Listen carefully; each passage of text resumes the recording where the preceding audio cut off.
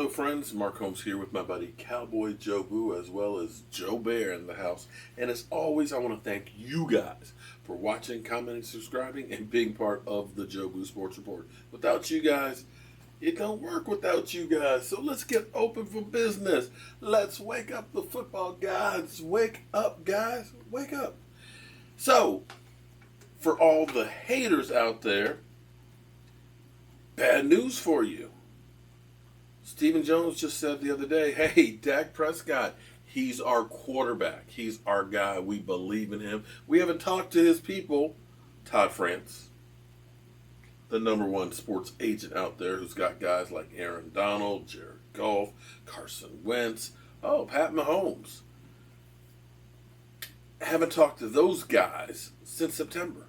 But they're hoping to get a meeting together and start discussing things at the Combine, which they did today. Today, friends, they had about a 30-minute conversation with him. We don't have the details of this, but they're working on this stuff. Part of the holdup may also be whether or not the CBA gets passed, because that's going to change how teams can be able to do business. They'll have a little more money and flexibility and so on, but it was definitely a 30-minute meeting, which is good news. Now, also, too, we also put in the conversation that Malik Collins is also represented by Todd France. So there may be interest in bringing that guy back as well. So that's some good news. That is good news if you're a fan of Dak Prescott. Now, I want to go through. I want to do a drop your mic section here for you haters, because I want an answer. I want you to give me a straight up answer on this one, because I don't think that you can actually answer and explain this one. See, some of you guys out there think Tony Romo should be a Hall of Famer. Tony Romo was an exceptional quarterback, a really good quarterback, but I'm not sure that he is Hall of Fame worthy. I'm sorry. Don't kill the messenger here. Don't send me your hate mail. Okay, stop sending me your hate mail. How about that?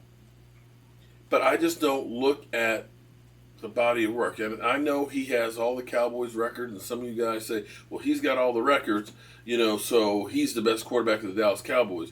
But then when Dak breaks the records, then they say, oh, it's about wins. But you say, okay, but Dak's got more wins, to start a career than any other quarterback, and you say that doesn't matter. But be that as it may. Be that as it may. We always come up with so many reasons why Dak Prescott should go. Now, I told you what the Washington Redskins have been doing over the last 9 years, have given up 4 number ones, 2 seconds, 2 fourth-round picks, has spent $200 million. $200 million, and they're kicking the tires on the quarterbacks right now. $200 million over the last 9 years. They would kill to have Dak Prescott. But be that as it may, some guys out there say, well, you know what? No, Dak sucks. I don't care about his numbers. It didn't mean anything to the Cowboys because they still lost. He doesn't deserve to get paid. Okay, so if you're saying that the reason the Cowboys did not succeed is because Dak Prescott sucks, is that what you guys are saying? That Dak Prescott sucks, doesn't deserve to be paid because the Cowboys finished 8-8. That's what you're telling me, right? That's what you're saying. Don't pay him because he's just an average quarterback. He's nothing special. Then, if that is your hypothesis, okay? If that's what you believe, if that's what you preach, and Lord knows some of you on Facebook, man, you guys you need God. You need Jesus in your life, because some of you guys, it's not pretty what you say. But here's what I'm going to say. Dak Prescott this season, 8-8, 65.1 completion percentage, 4,902 yards, 30 TDs, 11 touchdowns, 8.2 yards per completion, QBR of 99.7, quarterback rating at 71.2, sacked 23 times, and had 3 rushing touchdowns. And you say that sucks. Right? Needs to be replaced. If you say that about Dak Prescott, then you're also saying that about Tony Romo. Tony Romo, in the year that he got paid after this season, 8-7, 63.9 completion percentage. Dak Prescott 65.1. 3,828 yards. Dak Prescott 4,902. 31 TDs to Dak Prescott's 30. 10 interceptions to Dak's 11. Yards per completion 7.2 to Dak's 8.2. QBR 97.7 to Dak Prescott's 99.7. Rating 62 even, Dak Prescott 71.2.